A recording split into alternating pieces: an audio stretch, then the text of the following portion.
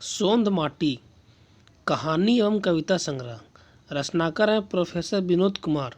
उनका जन्म 1961 में हुआ। जन्म स्थान दारू झुमरा, जिला हजारीबाग। प्रकाशक जनजातीय भाषा अकादमी, बिहार झारखंड, रांची। इस संग्रह में कुल 10 कहानियाँ और 31 कविताएं शामिल हैं। कहानियों के संक्षिप्त परिचय।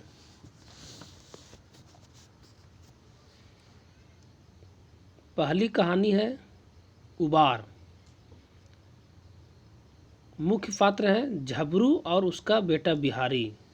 कहानी का सार है कि बिहारी के जन्म के समय उसकी दादी ने खुश होकर कहा था कि यह पुलिस इंस्पेक्टर बनेगा।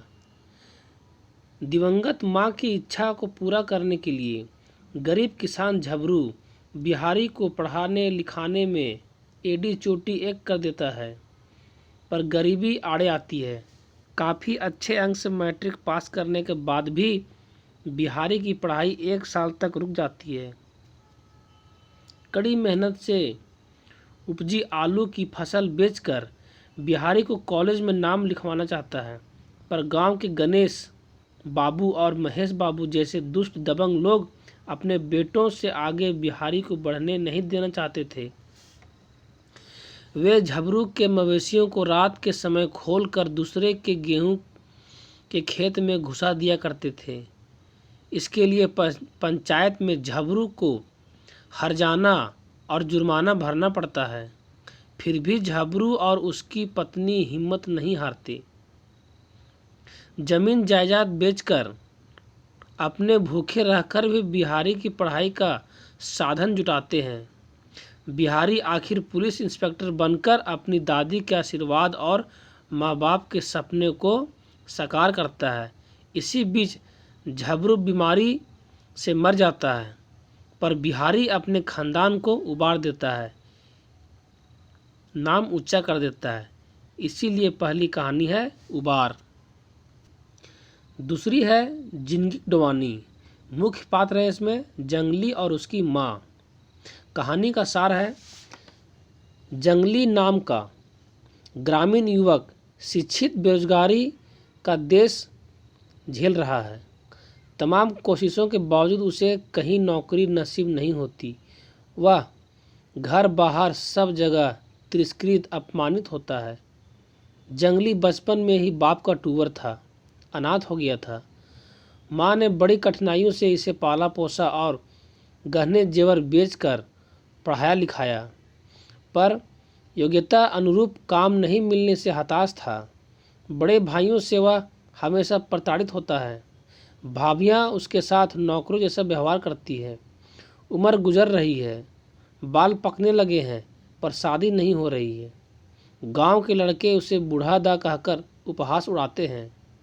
सहपाठी भी शादी के न्योता में खाली हाथ जाने से वहाँ भी सहपाठी उसे अपमान सहना पड़ता है। जंगली की माँ जंगली की दशा पर काफ़ी चिंतित है और लाचार भी है। माँ आखिर में जंगली को अपनी जमा पूंजी 100 रुपये देकर कुछ बिजनेस करने की सलाह देकर अंतिम सांसें लेती है। तीसरा है धुआं धंधा। इसके मुख्य पात्र हैं डॉक्टर नारायण और उसका कंपाउंडर किशुन। कथा का सार है डॉक्टर नारायण एक संवेदनशील डॉक्टर है। उनके दिल में गरीबों के प्रति काफ़ी सहानुभूति है। गरीबों की सेवा सहयोग को वे अपना धर्म समझते हैं, पर उसका कंपाउंडर किशुन बड़ा खड़ूस है। क्लिनिक में आए कोढ़ी भिखारी के साथ बड़ा बुरा बर्ताव करता है। डॉक्टर नारायण ने अपने कंपाउंडर के व्यवहार से काफ़ी दुखी होते हैं। वे उसे खरी खोटी सुनाते हैं। उस रात डॉक्टर साहब को नींद नहीं आती है। वे समाज में फैली आर्थिक विषमता और परिस्थिति के मारे भिखारियों की दशा पर समाज के रवैये के विषय में सोचते हुए सुबह कर देते हैं। सुबह बाहर निकलते ही दरवाजे पर वह कोढ़िया भिखारी खड़े मिलते हैं, पर डॉक्टर नारायण खींचते नहीं हैं। वह सहज सहानुभूति भाव से उन्हें लेते हैं। चौथा है माइक लोर। मुख्य पात्र हैं सुरजा और उसकी माँ। कहानी का सार है, जवान सुरजा की जिंदगी गरीबी में बीत रही है। खजूर की छप्पर वाली झोपड़ी में अपनी माँ और पत्नी के साथ रहता है। उसका 1.5-2 साल का एक नन्हा सा बच्चा नरेना भी है। बाप जमींदार गिरजा बाबू के घर खटते खटते मर गया। पेट पालने के सिवा कुछ नहीं कर पा रहा था। सुरजा की पढ़ाई लिखाई भी नहीं हो पाई। सुरजा अपनी दशा को सुधारने के लिए चिंतित है। परदेश जाकर मजदूरी करने वाले अपने गांव के साथियों की सुधरती आर्थिक दशा और चमक दमक देखकर वह भी परदेश जाकर पैसा कमाने का फैसला करता है। गिरजा बाबू के यहाँ काम करने से इनकार करता है। माँ के लाख समझाने के बावजूद वह अपनी पत्नी और बच्चे को लेकर कलकत्ता चल जाता है। माँ दहाड़ मार कर रोने लगती है। 5वां, अजवायर भौजी के बेंडाल चंगा। इस कहानी को लेखक ने प्रथम पुरुष में लिखा है। लेखक के रिश्ते के भाई मैट्रिक पास कर कोर्ट में पेशकर की नौकरी करता है। उसकी पत्नी उजड़ मूर्ख बिगड़ैल औरत है। एक एक कर 10 बच्चे पैदा कर दिए हैं, पर बच्चों के सही परवरिश की उसे कोई चिंता नहीं है। वह अपने शौक मौज में मस्त रहती है। बच्चों को छुट्टा छोड़ दिया है। चिलचिलाती धूप में बच्चे आमवारियों से आम चुनने के लिए, बरसात में मछली मारने के लिए भटकते रहते हैं। बच्चों के लाए आम मछली खाकर लेखक की भाभी बड़ी खुश होती है। पढ़ाई के लिए शहर में रहा लेखक जब गांव आने पर यह सब देखकर काफ़ी नाराज होता है। वह भाभी को समझाता है, देश दुनिया की बातें बताता है, बच्चों के अच्छे भविष्य के लिए शिक्षा के महत्व से अवगत कराता है। भाभी को अपनी गलती का एहसास होता है, रोने लगती है। लेखक से बच्चों को स्कूल में नाम लिखवाने के लिए कहती है। 6, दू पहला जोनरा। इस कहानी में मेहनत का समुदाय की गरीबी दशा का मार्मिक चित्रण किया गया है। किसान बाप बांस कारीगर है। सूप दौरा बुनकर अपने छोटे से परिवार का पेट पाल रहा है। काफ़ी लंबी दूरी तय कर जंगल के बांस लाने में दिन भर बीत जाता है। फिर बांस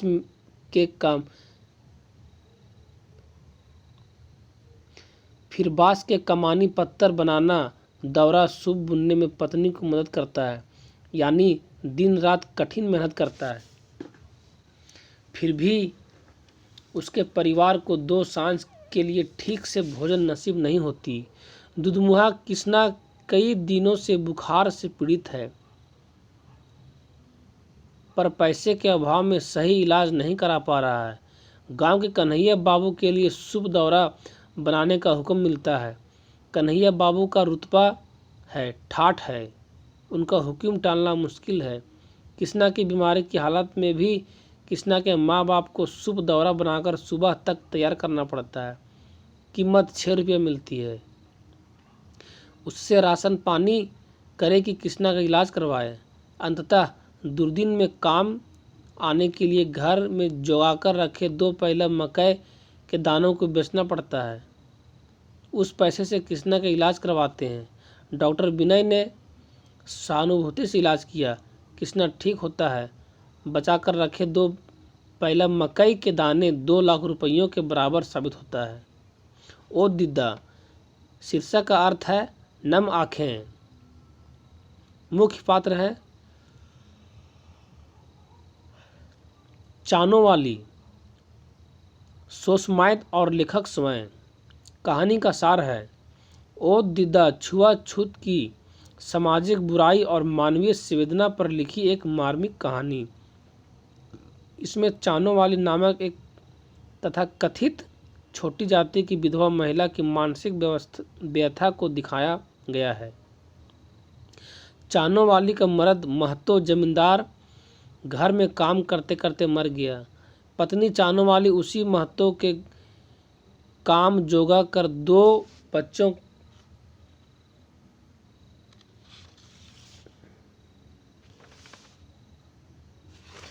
2 बच्चों बेटा कोल्हा और बेटी रेशमी का पालन पोषण करती है।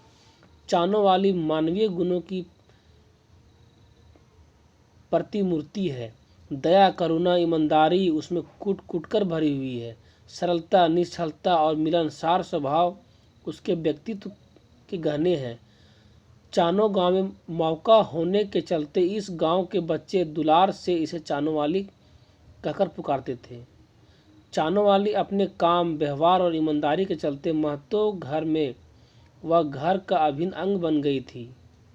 उसके बगैर मानो घर का कोई काम पूरा ही नहीं होता। शादी ब्याह, पूजा पाठ, पर्व त्यौहार सब में उसकी उपयोगिता बढ़ जाती थी।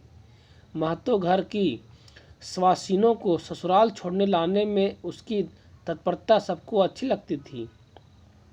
घर के बच्चे उसे चानों वाली मामा या दादी कहकर संबोधित करते थे। उनके अपनापन भरे व्यवहार से चानों वाली गदगद हो जाती थी, पर उसके सरल मन को अक्सर एक पीड़ा सताते रहती थी कि उसे महतो घर के सभी बच्चे मामा दादी कहकर पुकारते हैं तो जरूर है, पर पूरी तरह दादी का सम्मान क्यों नहीं देते। तब उसे बहुत दुख होता है जब ससुराल से आई महतो घर की सवासीन मायके आती है। चाहे उस घर के बाहर पढ़ाई करने वाले लड़के आते हैं तो सभी बड़े बुजुर्ग को पैर छूकर प्रणाम करते हैं, पर वहीं खड़ी चानों वाली के पैर नहीं छूते और न हाथ जोड़कर प्रणाम करते हैं। लेखक भी उसी घर का लड़का है। वह एक बार चानों वाली मामा की इस मनोव्यथा को महसूस करता है। वह तय करता है कि अब की बार वह जब भी बाहर से आएगा तो चानों वाली के पैर जरूर छुएगा, पर लेखक की मुराद पूरी नहीं होती। कुछ दिन बीमार होकर चानों वाली असमय चल बसी। खबर मिलते ही लेखक भागे भागे आता है। तब तक शमशान में चानों वाली की चिता जलने लगी। लेखक भारी मन से चिता में लकड़ी डालता है और चानों वाली मामा से हाथ जोड़कर माफ़ी मांगता है। गांव लौटने पर चानों वाली की एक और महानता पता चलता है। निर्मल महतो की माँ छाती पीटकर रोते हुए बोल रही थी कि अरे निर्मल, तुम्हारी दूसरी माँ चली गई। उसी ने अपना दूध पिलाकर तुम्हें पोसा था रे। यह सुनकर लेखक के मन में यह सवाल उठता है कि यह समाज कितना पाखंडी है। दूध पिलाते समय चानों वाली की जाति आड़े नहीं आई, पर सम्मान देते वह अछूत क्यों हो जाती है। चानों वाली के गुणों को याद करके लेखक समेत सभी लोगों की आंखें नम हो जाती है।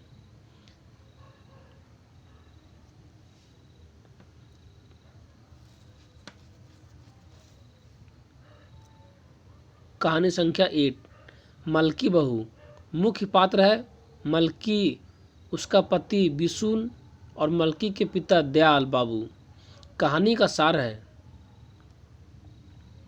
यह कहानी दहेज प्रथा की त्रासदी पर लिखी गई है। मलकी की शादी बिशुन से होती है। दयाल बाबू ने बिशुन को बोकारो के एक्सचेंज में देखा था। उसके व्यवहार से खुश होकर अपनी इकलौती बेटी के लिए उसे पसंद कर लिया था। धूमधाम से शादी हुई थी। बारातियों के अभावगत में दयाल बाबू ने कोई कमी नहीं की थी। पर्याप्त दान दहेज भी दिया था, पर गच्छे हुए सामानों में बाकी रह गई थी एक फटफटिया गाड़ी। उसी को लेकर मलकी के ससुराल वाले रोज किचकिच करने लगते हैं।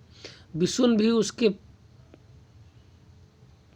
बदले पैसे के लिए दबाव डालने लगा।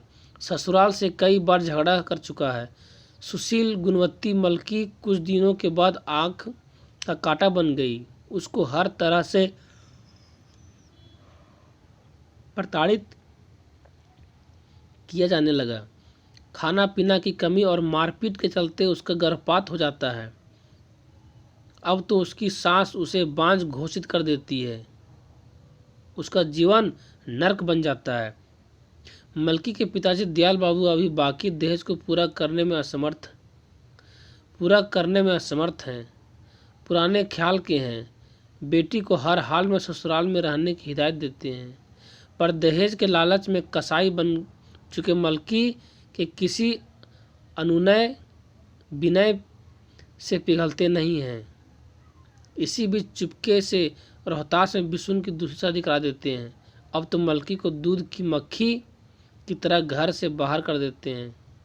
उसकी स्थिति नौकरानी से भी बदतर हो जाती है। कहानी संख्या 9, बाहर भीतर। मुख्य पात्र है सिराज। कहानी का सार।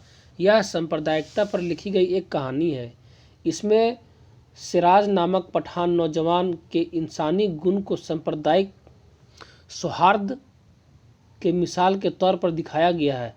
सिराज बिना किसी भेदभाव के हर ज़रूरतमंद की मदद के लिए हमेशा तत्पर रहता है। गांव की शान के लिए दंगे के समय भी जान जोखिम में डालकर फुटबॉल खेलता है और जीत कर आता है। सिराज पूरे गांव का प्यारा है।